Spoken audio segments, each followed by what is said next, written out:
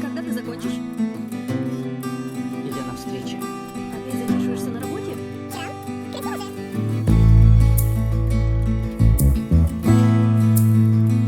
мой начальник отдела по поводу запуска планировки. Начальник отдела. Это по-моему начальник отдела.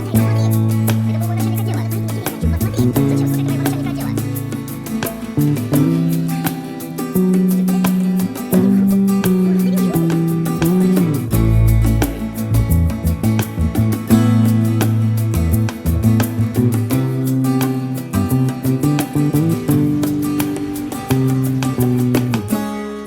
А ну правда, обняла его.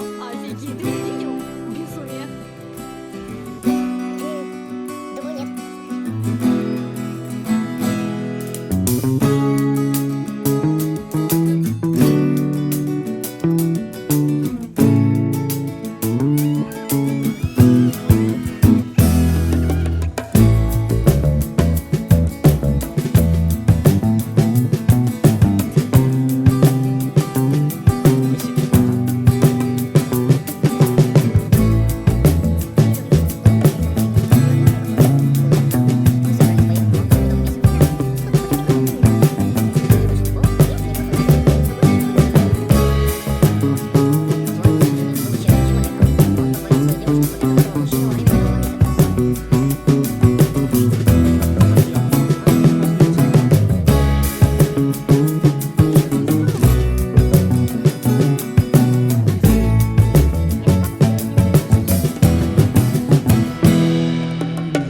Перестань плакать, а то тигр придет и унесет тебя.